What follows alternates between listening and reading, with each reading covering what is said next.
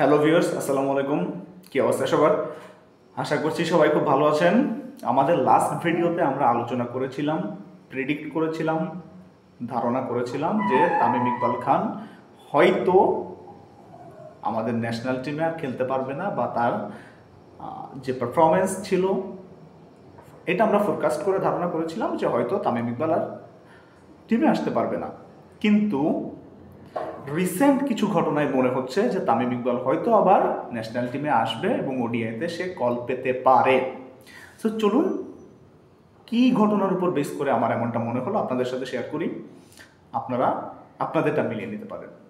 সেটা হল number one, Liton দাসের খুবই খুবই খুবই নাজুক পারফরমেন্স ওডিআই, বিশেষ করে ওডিআই ফরম্যাটে।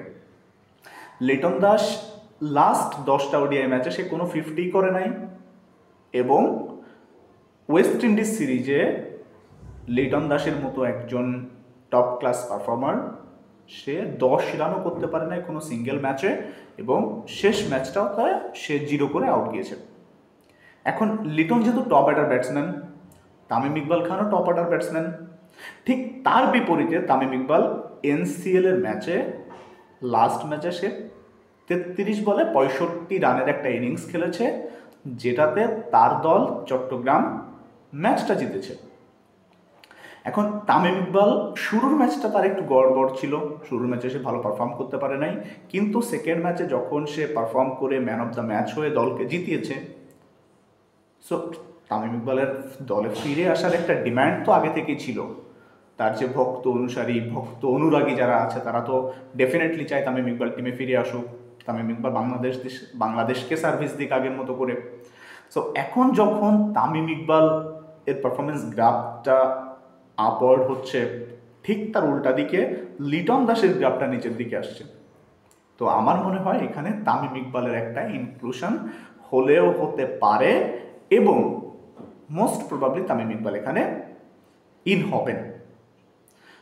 এখন তামিম ইকবাল আমাদের পছন্দের হোক অপছন্দের হোক, সে তো আমাদের বাংলাদেশ টিমের, বাংলাদেশ ক্রিকেটের সর্বকালের সেরা ব্যাটসম্যান, সর্বকালের সেরা জীবন্ত কিংবদন্তিদেরও একজন বটে। সো তিনি টিমে এসে যদি পারফর্ম করেন, টিমে কন্ট্রিবিউট করেন, বাংলাদেশ যদি ভালো করে, সো ডেফিনেটলি এটা আমাদের ফ্যান হিসেবে প্রাউডের জায়গা। আমরা যারা খেলা দেখি, খেলা দেখে নিজেদের অপ্রয়োজনীয় সময় হোক, প্রয়োজনীয় সময় হোক খেলার পেছনে ব্যয় করি, তাদের জন্য এটা ভালো লাগার বিষয়।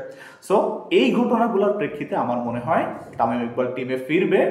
তবে চলতি সিরিজে যদি তামিম ইকবাল আরও একটা 50 বা আরও একটা ভালো নক খেলতে পারে, তাহলে তামিম ইকবাল ডেফিনেটলি ফিরবে আমার কাছে মনে হচ্ছে। সো আপনি যদি আমার সাথে একমত পোষণ করেন অথবা দ্বিমত পোষণ করেন, কমেন্ট সেকশনে জানিয়ে দিতে পারেন।